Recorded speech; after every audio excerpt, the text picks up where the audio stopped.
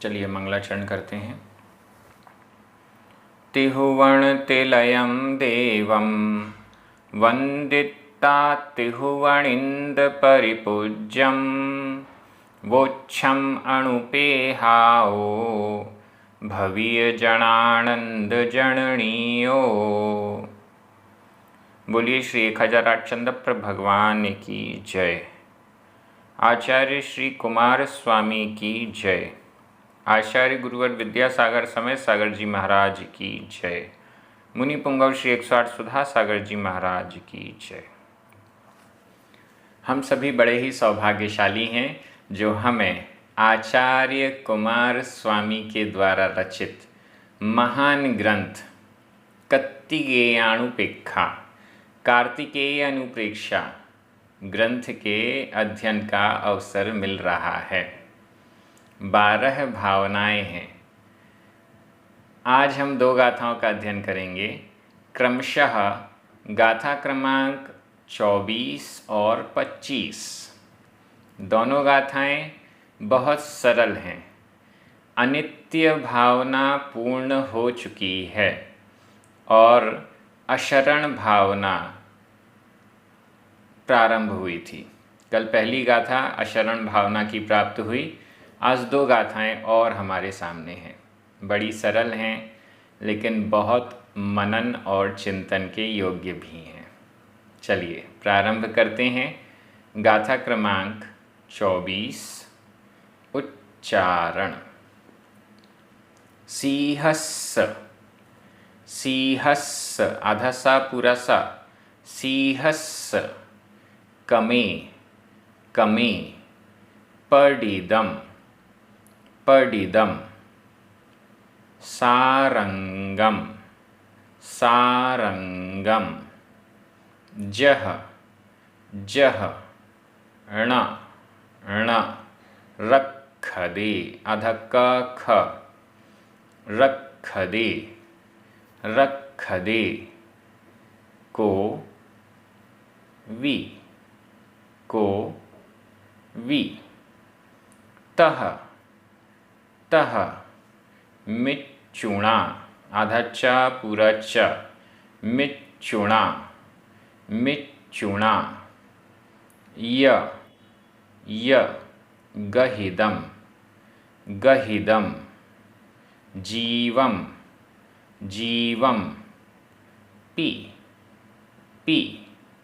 ण रखदे आधा का ख रखदे को वि सीहस्स कमे पडिदम सीहस्स कमे पडिदम सारंगम जहण रखदे को वि सारंगम जहण रखदे को वि तह मिच्चुणाय गहिदम तह मिच्चुणाय गहिदम जीवं पिण रखदे को वि जीवं पिण रखदे को वि।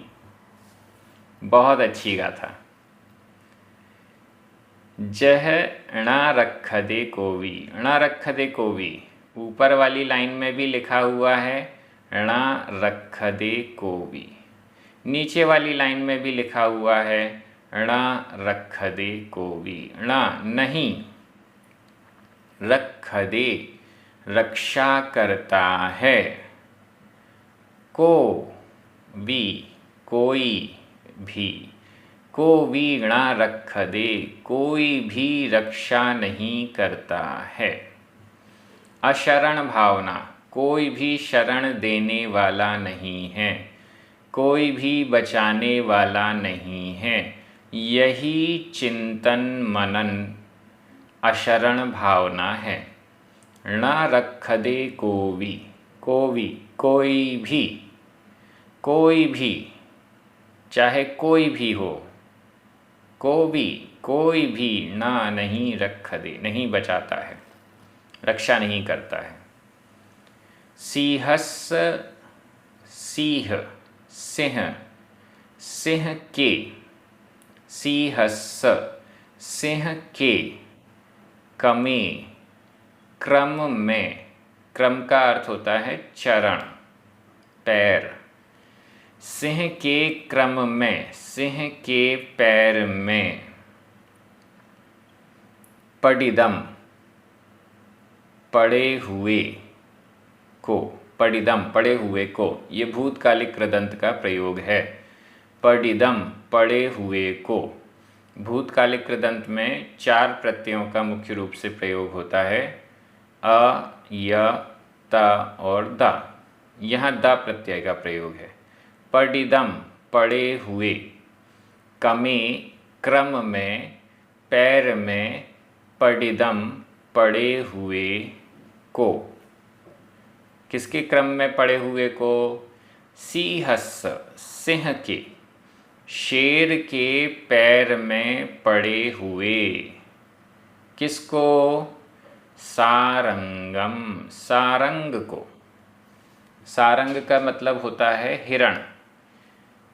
सिंह के पैर में पड़े हुए हिरण को। सारंगम, सारंग को, हिरण को। मृग को, जह जैसे, जह सबसे आगे आ जाएगा। जह जैसे, सिंहस्य कमे पडिदम, सिंह के, सिंह के पैर में पड़े हुए, सारंगम सारंग को, हिरण को। कोई जंगल है, जंगल में एक हिरण आराम से घूम रहा है। सिंह की नज़र पड़ी, उसने हिरण को अपने पैरों में दबोच लिया। अब ये कंडीशन है, जैसे सिंह के पैरों में पड़े हुए सारंगम सारंग को, हिरण को। अब वह शेर के पंजों में दबा हुआ है, पैरों में दबा हुआ है। ऐसे हिरण को कौन बचा सकता है? कोवीणा, कोई भी नहीं, रख दे बचाता है, कोई भी नहीं बचा सकता है। जब तक वो इधर उधर घूम रहा है तब तक तो ठीक है, बचा हुआ है। लेकिन जब सिंह उस पर झपट्टा मारेगा, सिंह उस पर आक्रमण करेगा और अपने पैरों में ही दबा लिया है, अब तो सिंह की मर्जी है, जब चाहे उसे समाप्त कर दे। उस हिरण को बचाने वाला कोई भी नहीं है। स्वयं तो वो बच नहीं सकता, स्वयं पहले भाग सकता था, लेकिन अब जब पैरों में फंस ही गया है तो अब वो स्वयं तो नहीं बच सकता, दूसरा भी कोई सिंह से टक्कर लेकर उस हिरण को बचा ले, ये भी संभव नहीं है।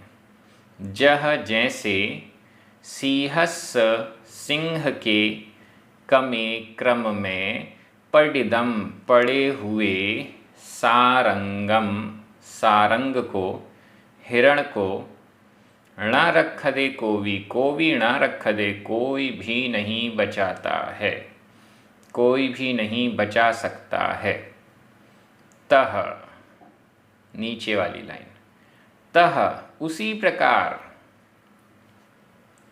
तह उसी प्रकार, मिच्चुणा मृत्यु के द्वारा, मिच्चुणा मृत्यु के द्वारा, गहिदम पकड़े हुए। मिच्चुणा य मतलब और, यहाँ पर गाथा की पूर्ति के हिसाब से यह शब्द आया है। तह उसी प्रकार, मिच्चुणा मृत्यु के द्वारा, गहिदम ग्रहण किया हुआ, पकड़ा हुआ, पकड़े हुए, जीवम जीव को, भी जीव को भी, मृत्यु के द्वारा पकड़े हुए जीव को भी, ण रख दे कोवी, कोवी ण रख दे, कोई भी नहीं बचाता है। जिसकी मृत्यु आ गई है, अब उस मृत्यु से कोई उसे बचा नहीं सकता। जीवम्पि, जीव को भी मृत्यु से कोई नहीं बचा सकता। हम लाख उपाय कर लें तो भी मृत्यु अगर आ गई है निकट तो बचा कोई भी नहीं सकता है। जब तक मृत्यु निकट नहीं है तब तक हम यहाँ वहाँ घूमते फिरते रहते हैं, कुछ भी करते रहते हैं, लेकिन जब मृत्यु सामने होती है तो कोई बचा नहीं सकता। मृत्यु का मतलब कोई यमराज है या कुछ ऐसा है, ये वाली चीज़ें तो हमारे यहाँ मानी ही नहीं जाती हैं। कोई मृत्यु का देवता है, वो आएगा जीव को ले जाएगा, ये सब चीज़ें हमारे यहाँ नहीं होती। हमारे यहाँ तो कर्मों का सिस्टम है, आयु कर्म का सिस्टम है। आयु पूर्ण हो गई, अब मृत्यु होगी, या अकाल मरण भी होता है एक्सीडेंट वगैरह के कारण और भी चीज़ों के कारण। मृत्यु सामने है, अब कोई बचा नहीं सकता। यह चिंतन बार बार करते रहना चाहिए। अशरण भावना है, हम किसी से आशा रखते हैं कि वह हमें बचा लेगा, लेकिन बचा नहीं सकता। बाद में हमें निराश ही होना पड़ता है। निराश होना पड़ता है, डिप्रेशन में आ जाते हैं। हमने सोचा था कि हमारे परिवार वाले हमें बचा लेंगे, नहीं बचा सके, हम डिप्रेशन में आ जाते हैं। हम सोचते हैं हमारे मित्र हमें बचा लेंगे इस संकट से।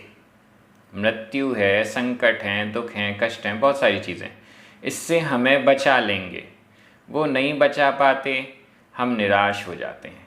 इसके पहले ही हम आशा ही ना रखें, हम आशा ही ना रखें कि कोई हमें बचा पाएगा, तो क्या होगा?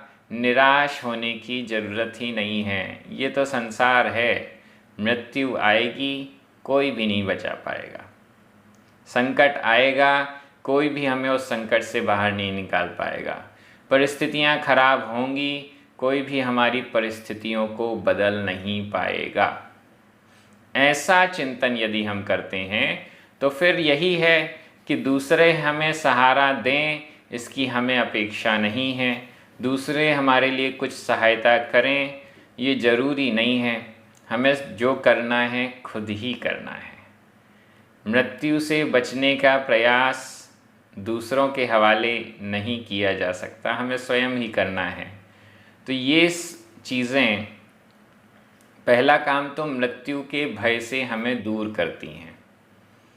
मृत्यु ज़्यादा दर्दनाक नहीं है, मृत्यु का भय ज़्यादा दर्दनाक है। मरण तो होना ही है, आज नहीं तो कल, अब उससे डरना क्या।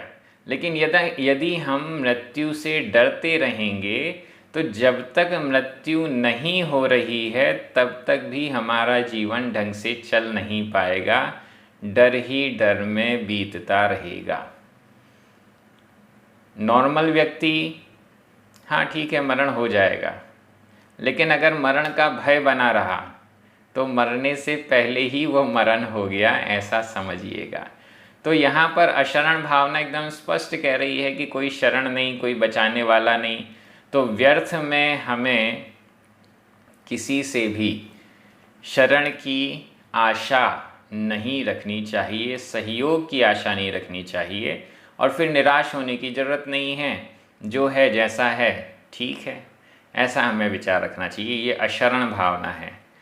व्याकरण की दृष्टि से देखते हैं, सीहस्स षष्ठी विभक्ति का एक वचन है। कमे सप्तमी विभक्ति का एक वचन। पडिदम सारंगम गहिदम जीवम, ये सभी द्वितीया विभक्ति के एक वचन हैं। पडिदम और गहिदम ये दोनों भूतकालिक कृदंत के प्रयोग हैं। जह णा वी तह य पी वी, ये सभी अव्यय हैं। रख दे दो बार आया। वर्तमान काल अन्य पुरुष एक वचन का क्रिया रूप है। को 2 बार आया। प्रथमा विभक्ति का एक वचन है। मिच्चुणा तृतीया विभक्ति का एक वचन है। लीजिए, व्याकरण हो गई, बड़ी सरल है। मैं हिंदी अर्थ कर रहा हूँ, आपकी नज़र प्राकृत शब्दों पर जानी चाहिए। जैसे सिंह के पैर में पड़े हुए हिरण को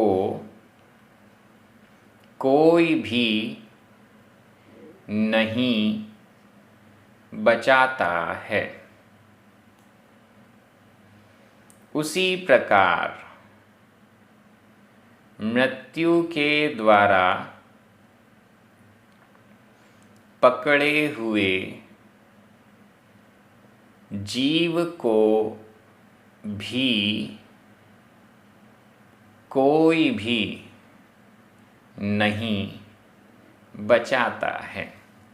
कोई भी बचाने वाला नहीं है, कोई भी शरण नहीं है। इसका चिंतन बार बार करना चाहिए। कोई भी बचाने वाला नहीं है, लेकिन पुण्योदय हुआ और किसी ने बचा लिया तो अच्छी बात है, और नहीं हुआ पुण्योदय, कोई बचाने वाला तो वैसे है ही नहीं। तो दोनों कंडीशन में हम अपने आप को दुखी होने से तो बचा ही लेंगे। यह शरण भावना है। मरने से तो कोई बचा नहीं सकता, लेकिन मरने के भय से तो हम अपने आप को बचा सकते हैं। आगे की गाथाएं बहुत अच्छी हैं, बहुत अच्छा चिंतन है। गाथा क्रमांक 25, उच्चारण।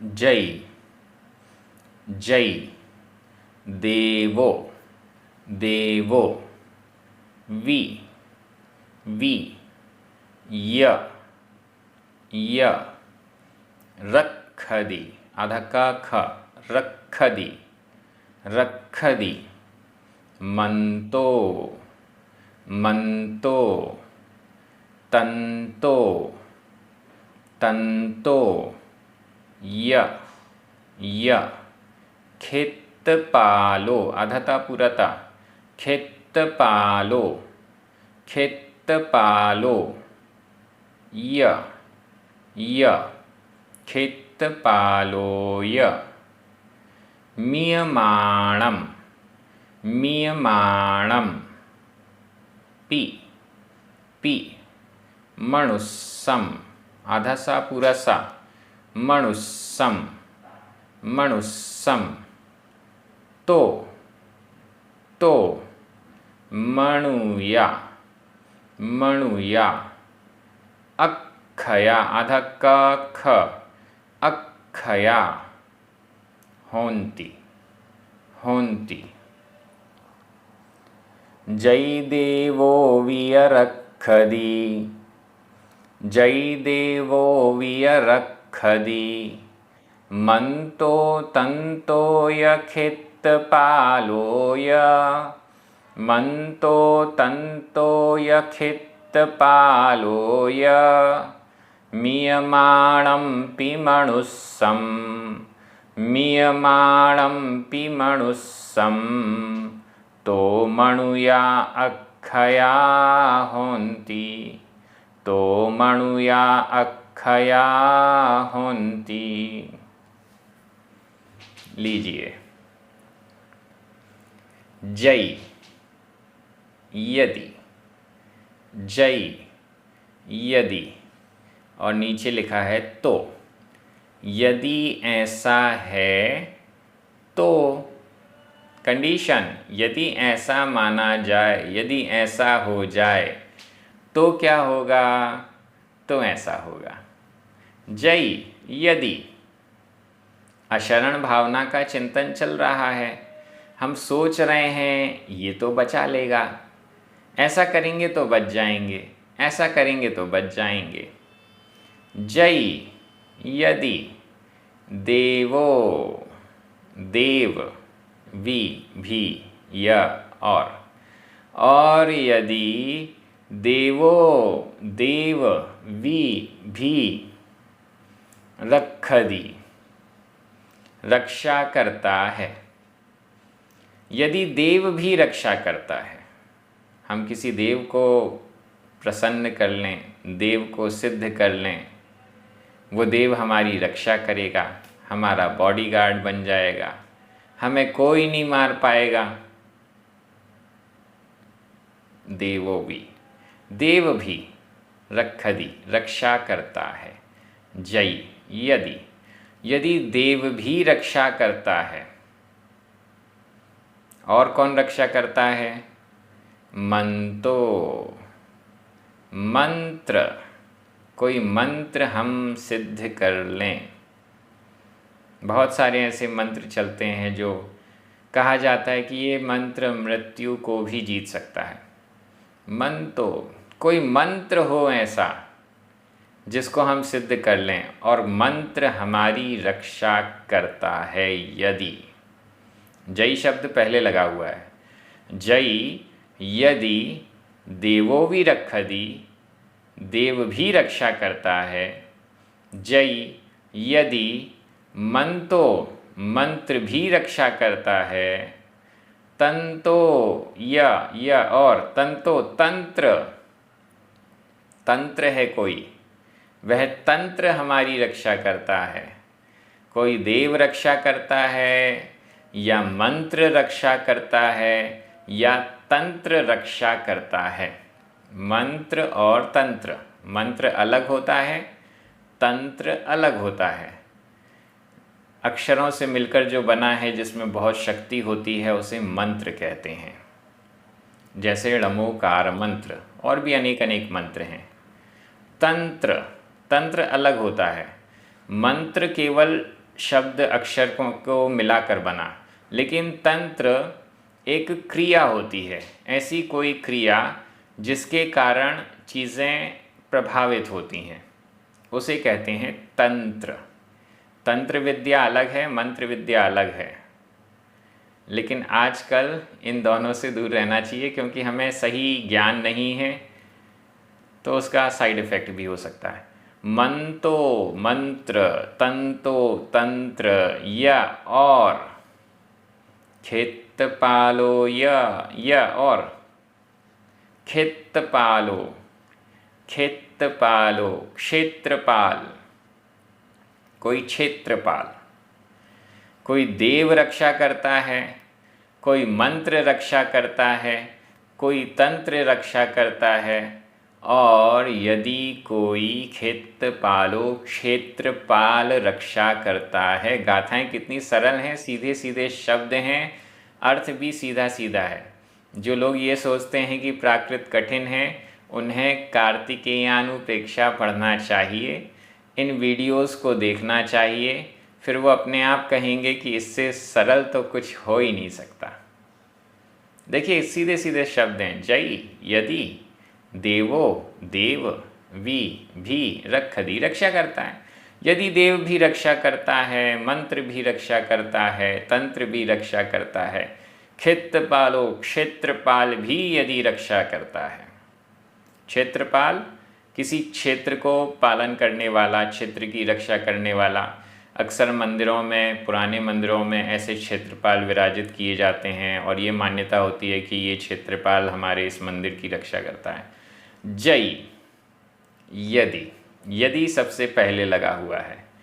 यदि ये रक्षा करता है, तो मीयमाणम पी मनुष्यम, मीयमाणम मरते हुए,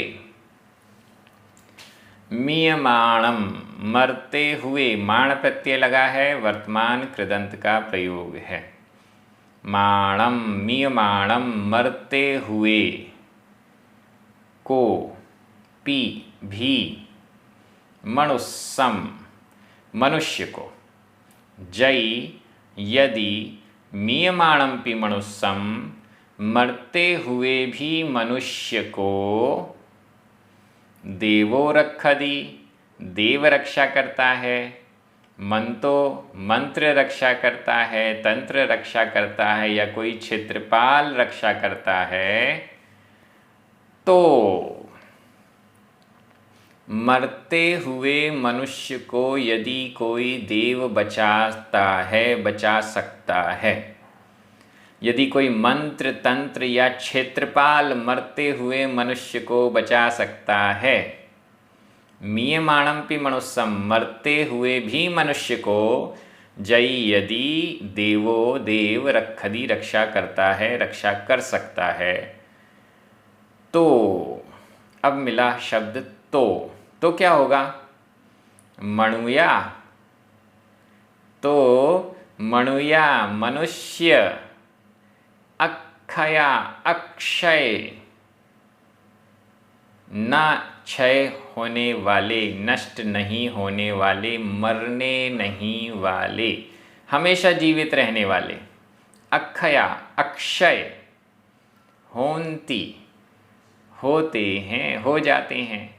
यदि ऐसा हो जाए कि मीयमाणमपि मनुष्यम, मरते हुए भी मनुष्य को कोई देव बचाता है, कोई मंत्र बचा सकता है, कोई तंत्र या कोई क्षेत्रपाल बचा सकता है, XYZ कोई भी बचा सकता है, तो क्या होगा? मणुया अक्षया होती, फिर तो मनुष्य अक्षय हो जाते हैं, फिर तो मनुष्य कभी मरेगा ही नहीं। जो भी मरने लगे ये मंत्र पकड़ो, अब मरण नहीं हो सकता। कोई भी मरने लगे ये तंत्र पकड़ो, कोई भी मरने लगे इस देव के पास चले जाओ, वो बचा लेगा। कोई भी मरने लगे इस क्षेत्रपाल के पास चले जाओ, वो बचा लेगा। अगर ऐसा हो जाए तो मणुया अक्षया होती, तो फिर मनुष्य अक्षय हो जाएंगे, हो जाते हैं। लेकिन ये तो पॉसिबल है नहीं, ये तो दिखता नहीं है कि कोई भी मनुष्य अक्षय हो। आज तक हमें कोई ऐसा मनुष्य दिखा जो अक्षय है, जिसका कभी मरण नहीं हुआ? बहुत सारे ऐसे मनुष्य दिखते हैं जिनका मरण नहीं हुआ, लेकिन आगे भी नहीं होगा, इसकी क्या गारंटी है? नहीं, कोई गारंटी नहीं है। रोज कोई ना कोई मरण को प्राप्त होता ही है, और उसे बचाने की क्षमता यदि किसी मंत्र में, तंत्र में, देव में, क्षेत्रपाल में है, तो फिर वो मरता ही क्यों है? हर मनुष्य अक्षय हो जाना चाहिए।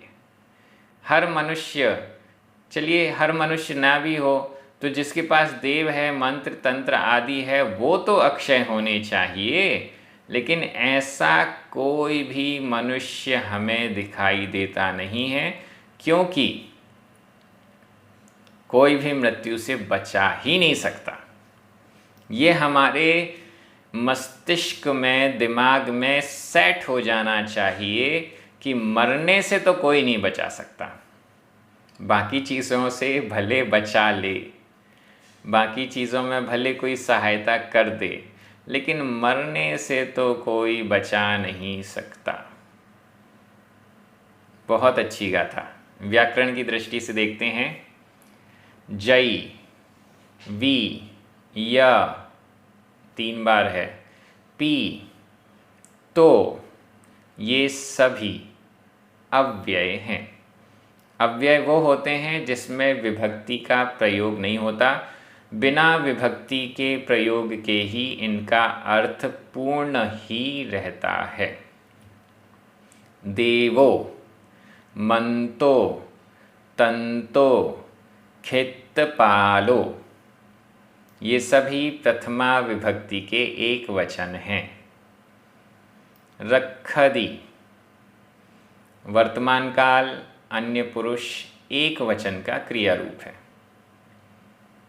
मीयमाणम, मनुष्यम, द्वितीया विभक्ति के एक वचन है। मीयमाणम, यह वर्तमान कृदंत का प्रयोग है। मैं इतनी सारी व्याकरण क्यों बताता हूँ? अगर इतनी सारी व्याकरण नहीं बताएंगे, वैसे तो सरल है, लेकिन अगर व्याकरण की दृष्टि से हम इन गाथाओं का अर्थ नहीं निकालेंगे तो कोई भी मनमर्जी से कुछ का कुछ अर्थ निकालता रहेगा। मीयमाणम, मरने वाले को, ऐसा अर्थ लगा देते हैं। मीयमाणम, मरने वाले मनुष्य को। अब यहाँ मीयमाणम का अर्थ मरने वाले नहीं है, मरते हुए है।